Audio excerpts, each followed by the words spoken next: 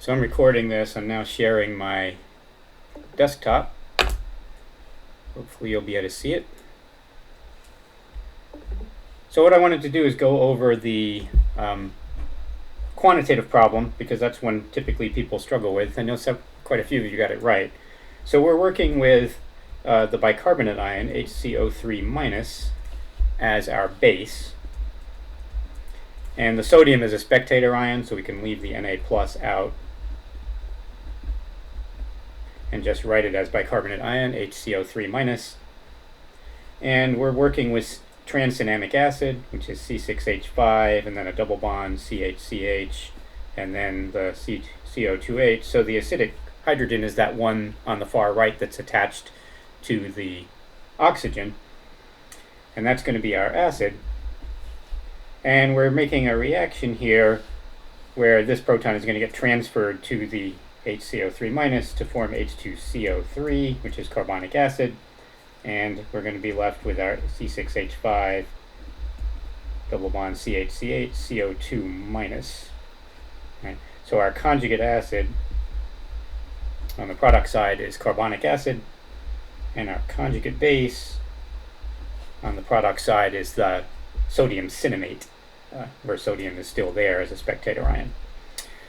So you were given the pKa of the trans-cinnamic acid as 4.44, and you were given the pKa of the carbonic acid as 6.35, and you were also given the pKa of vanillin, but the pKa of vanillin isn't relevant in this particular case since we're not trying to convert the vanillin into a salt.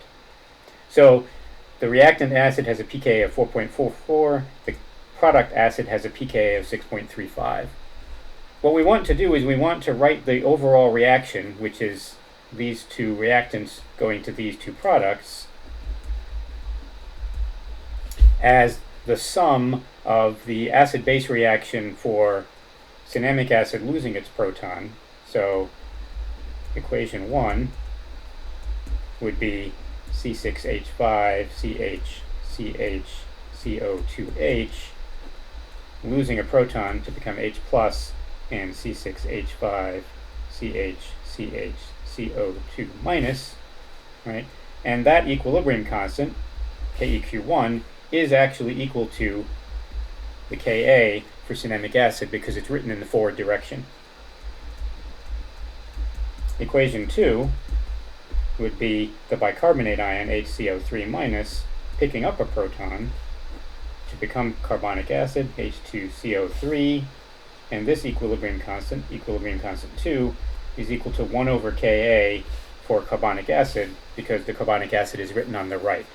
So if we know the Ka for cinnamic acid, which we do, and we know the Ka for carbonic acid,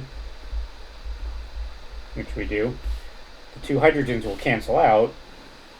Our overall reaction is now the balanced equation,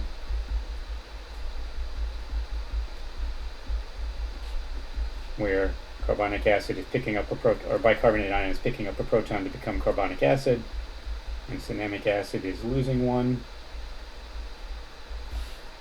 And the KEQ for the overall reaction is equal to KEQ1 times KEQ2, and that's equal to the Ka for cinnamic acid divided by the Ka for carbonic acid. We know that the Ka for cinnamic acid is equal to 1.0 times 10 to the minus 4.44, and we know that the Ka for carbonic acid is equal to 1.0 times 10 to the minus 6.35. So our overall equilibrium constant now, KEQ, overall, is equal to 1.0 times 10 to the minus 4.44, divided by 1.0 times 10 to the minus 6.35, and that's equal to 1.0 times 10 to the 6.35 minus 4.44, or 1.0 times 10 to the minus 1.9,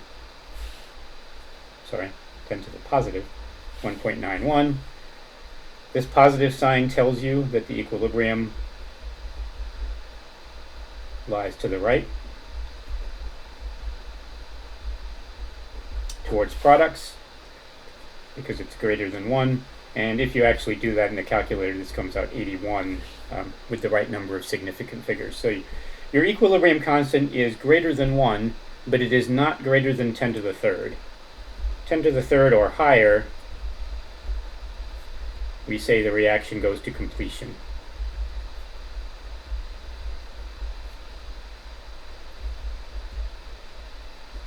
Which means we really don't consider it to be an equilibrium at all. We just kind of write the arrow one way. But this isn't one of those situations. So in this case, we really do want to write this reaction as an equilibrium. Sorry, cut off the top. Right? And we know that other things being equal, just based on the equilibrium constant, if you have 1 mole of bicarbonate ion to 1 mole of cinnamic acid, it's not going to go all the way. But as I pointed out in the key, bicarbonate ion has a special situation because this conjugate acid, the carbonic acid, is one of those unstable or relatively insoluble acids you learned about in general chemistry. H2S, hydrosulfuric acid, was one of those, and then nitrous acid, HNO2, was another one, where the carbonic acid will spontaneously dissociate into H2O and CO2, and the CO2 will bubble out of solution. That's going to, by Le Chatelier's principle, that's removing a product as it's formed, which will cause this equilibrium to go anyway. Right? Even though the equilibrium constant is not high enough to go to completion, this reaction does go to completion because of the decomposition of the conjugate acid. But that's not something that I wanted you to think about on the quiz. On the quiz, I was basically wanting you to recognize that 81 is less than 10 to the third, and therefore we wouldn't say that reaction would go to completion. So this is being recorded, and I will post this video on YouTube, and I'll also post this sheet. But then I also wrote some comments about the details of what happens with bicarbonate because of the instability of the acid on the key.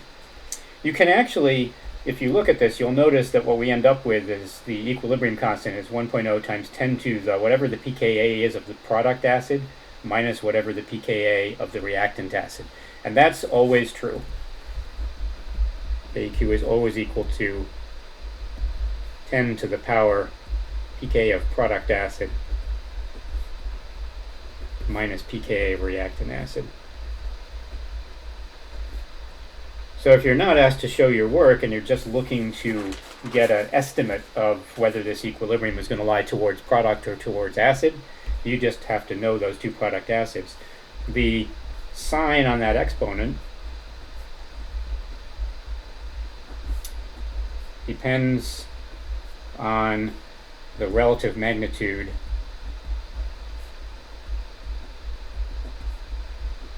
of the pKa values. Right? So what you'll notice, if the product has the higher pKa,